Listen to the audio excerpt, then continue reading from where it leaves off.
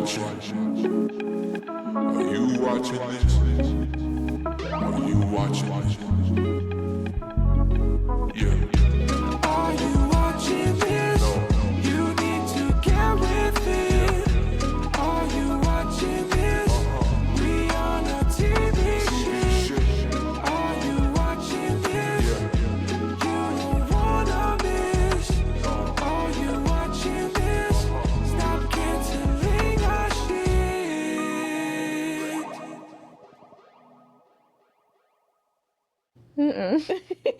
Definitely not. Oh. Are we ready to go? Yes. Gotta give me a thumbs up. All right. Ellen, this on you. All right. Hey, Chelsea. Hi, Ellen. We are going to be recapping The Bear because it's a Tuesday episode. All right. Welcome to the Are You Watching This podcast, the podcast where we talk about TV shows you should be watching. I'm one of your hosts, Ellen. And I'm Chelsea. And we are recapping The Bear, Season 4, Episode 3. I absolutely forgot to write who directed and wrote. Do you have it? I have it. Mm-hmm. It was directed by Christopher Storer, and it was written by Renee Goob, who was a writer for Crazy Ex-Girlfriend and also plays the GM on The Bear. Oh. Yeah. Mm-hmm. Okay. Yeah. Interesting. You have to look up a photo of his face. Because I guess Renee, to me, is a girl's name. Yeah. But this is not a girl, so. Okay. I do want to say oh, no, I don't have it. Never mind. Let's continue. All right. Well, we're just going to jump into it. Mm-hmm.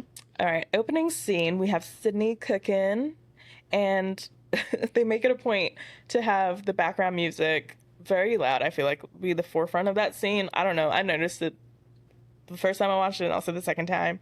And I did not know the song, so I had looked it up. But it's Slow Dance by St. Vincent. Oh, okay. Cool. Yeah. Yeah. And then she finishes the scene. She's finished what she's cooking. We see that she's cooked a scallop. And she gives it to Carmi to taste test. And he says it's perfect. And she's surprised at his review. But he's like, no, it's really perfect. And it's like, Sydney, yeah, duh, you're perfect. So, yeah. I put that, as usual, gives very little in way of expressing his emotions in both his words and facial cues. Yes. Okay, we'll get to that at the end of this. Okay. So then we have the next scene. Richie's on the phone with his ex-wife, and they're talking about her mom, then they're talking about their daughter. And the phone call ends because she asks him if he's going to come to the wedding. And he freezes and makes up an excuse to get off the phone as to not answer the question. And at this point, I'm like, is he still in love with her? But I don't know, it's just weird. I feel like the guy moves on. Mm-hmm. Yeah. And I think when, I think he's going because of his daughter. Yeah. And so I think when a kid's involved, it's like, you want to be supportive, but also it's like really hard. Yeah, you have your own feelings towards it. Yeah, agreed. So then we have the next scene. We have Uncle talking to his son through a door. This is very random and isolated, and I don't even think we get a resolve as to... No, we learn later in the season what's going on, but in the moment, not really sure. No. See, and I don't even remember what we learned. Well, okay, so because of what happens later in the season, and they really do not clarify this, I'm assuming that Carmi's mom, Dee Dee, is selling the house for him. Yes, she is. But we don't know why. Yeah. Yeah. Or that's... And they didn't really mention that it's his house. No, they don't. It's very weird. Yeah. Very isolated in this episode, but sure, we'll go with it because they're doing whatever the fuck. So in the next scene, we see Ibrahim, and he meets with a man named Albert, and Ibrahim is looking to make Albert his mentor because he's looking to create opportunity for the bear. And do we believe this man to be a grifter or not?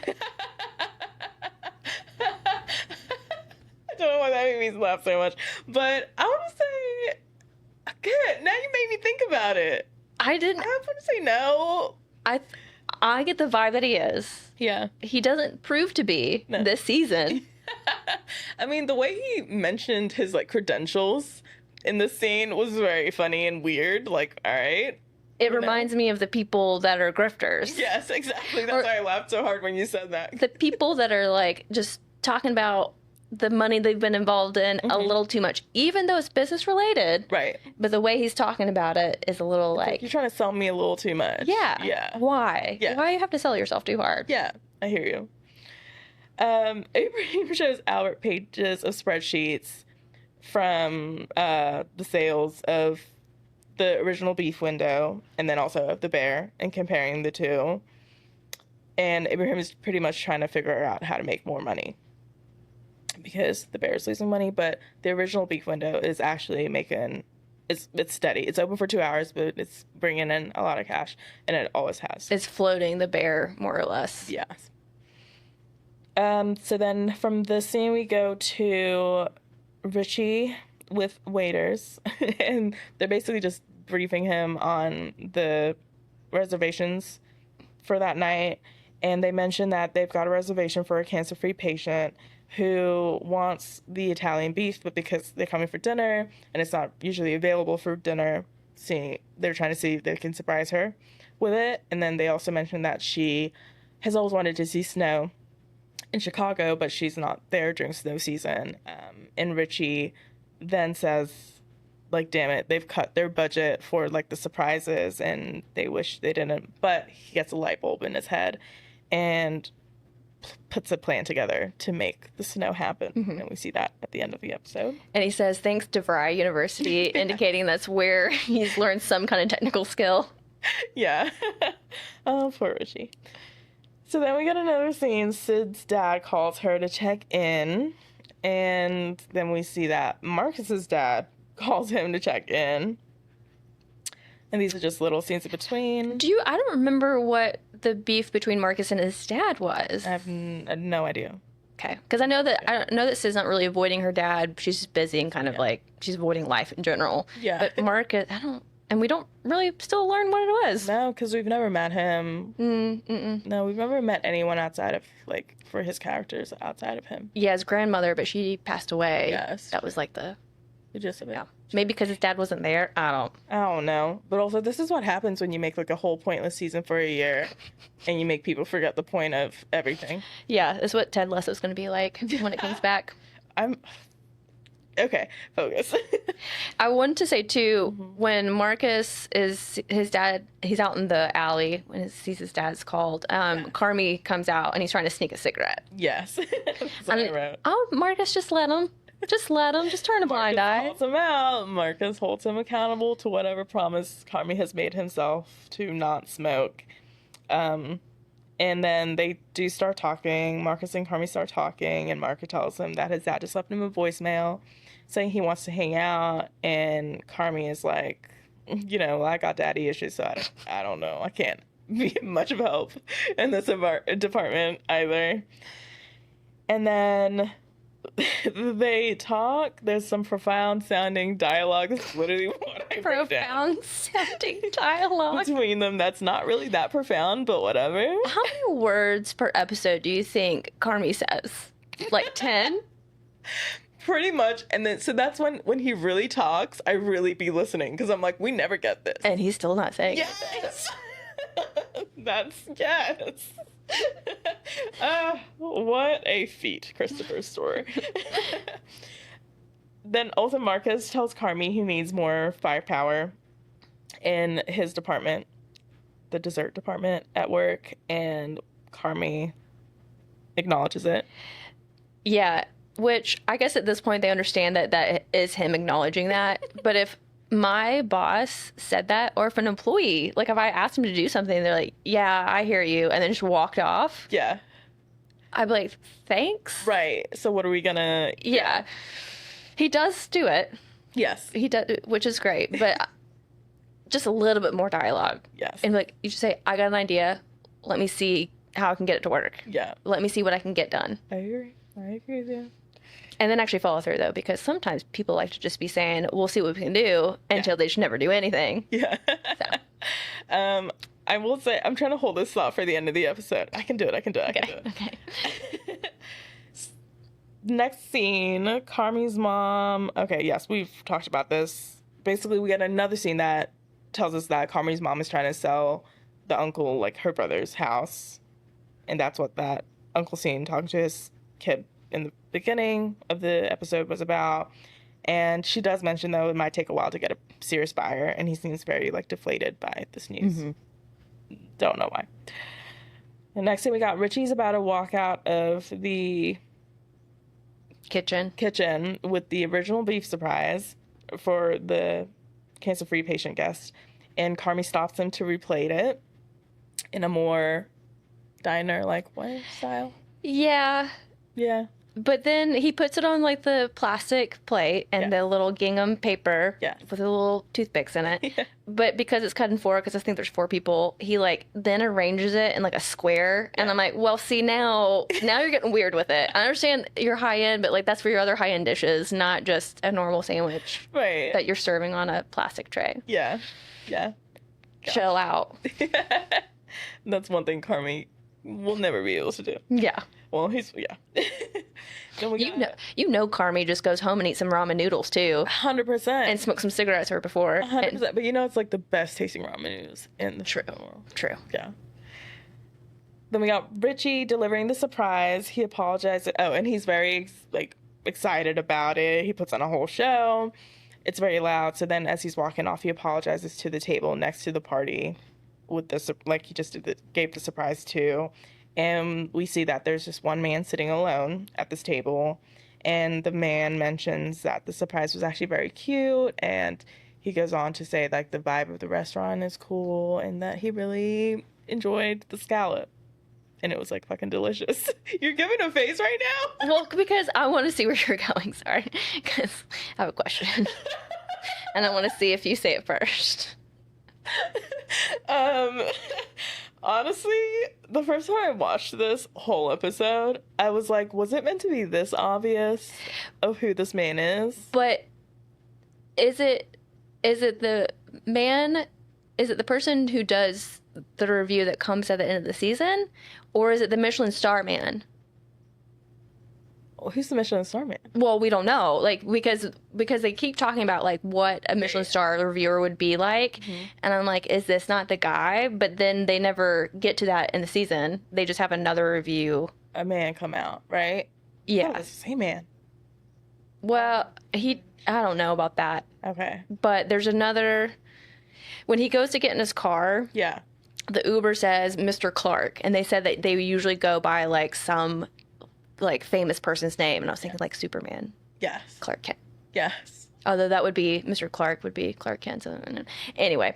Yeah.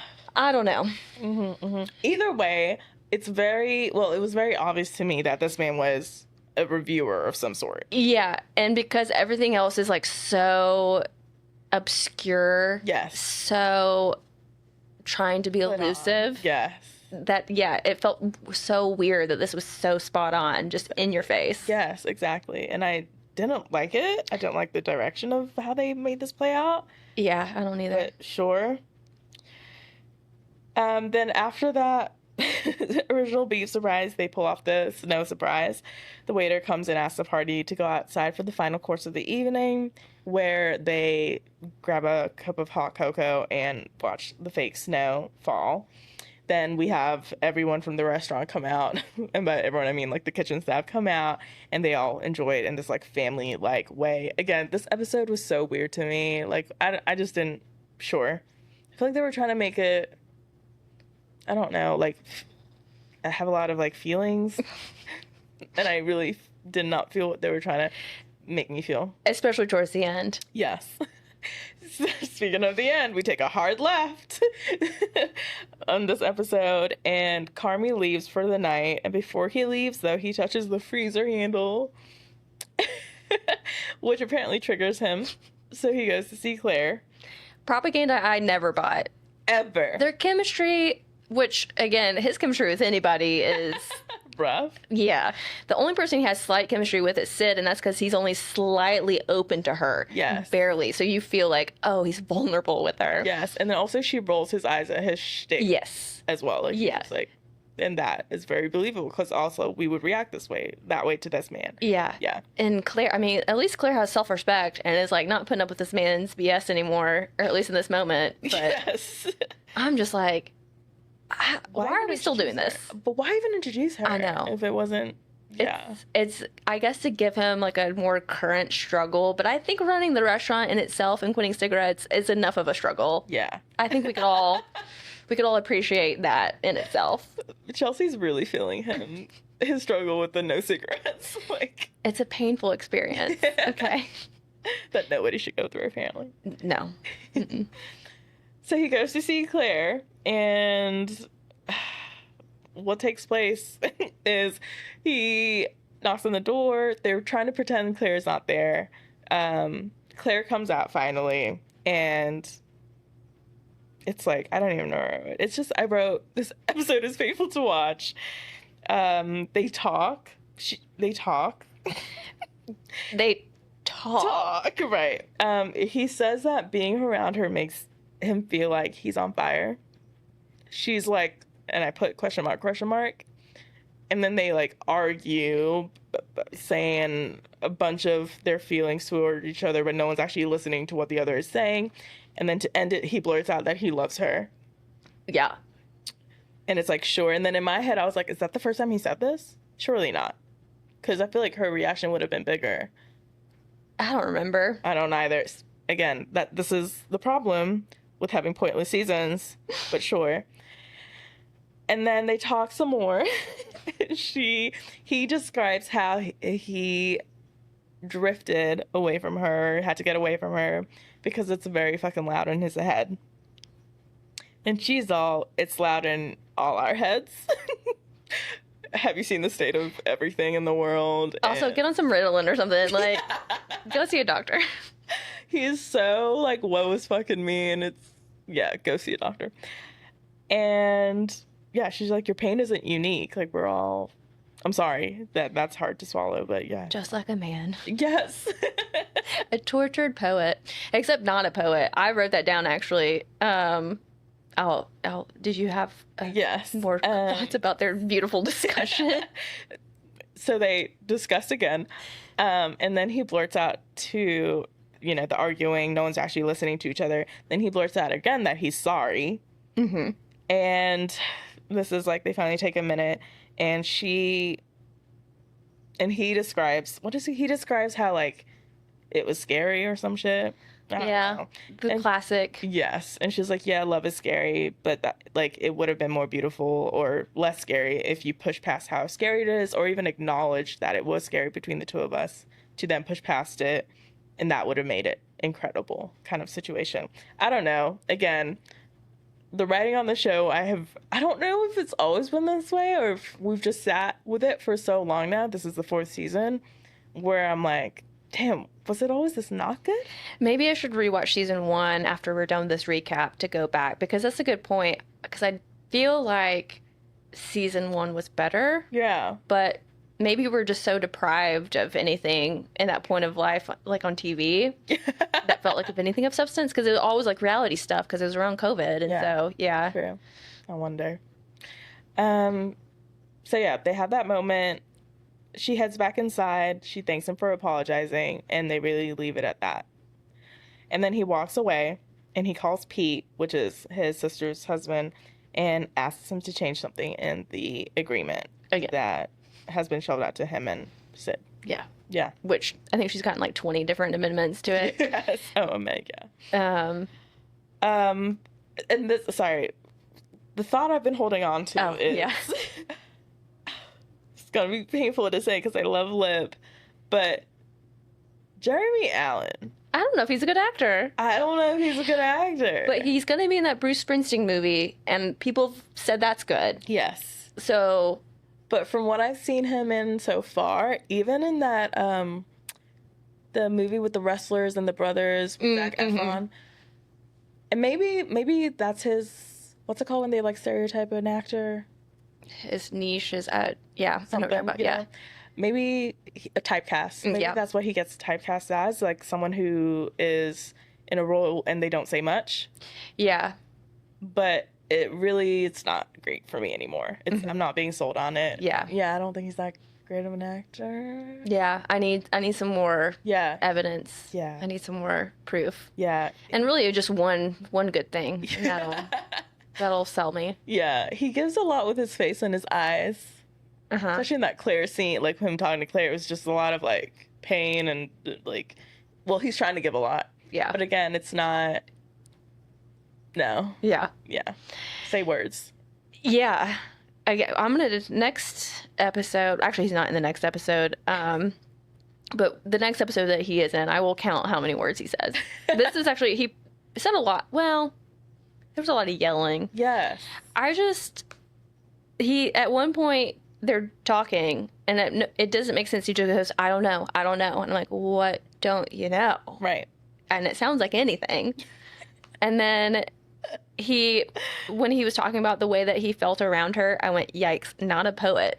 No. And that's where I'm like, is it because he's not good at talking, or like the writers just didn't know how to make him talk? I don't get it. I don't think well, no. I was going to say, I don't think his character would be one for words, but actually I think his character would be more one for words. Exactly, because if you don't say much, that means what you do say matters, and you've thought about it, and you're purposeful with what you say. So the fact that when you do speak, it's either you're yelling or you're not, it's like you're not giving anything, it's kind of disappointing. Mm-hmm. And maybe that's why you don't talk. I don't know, but...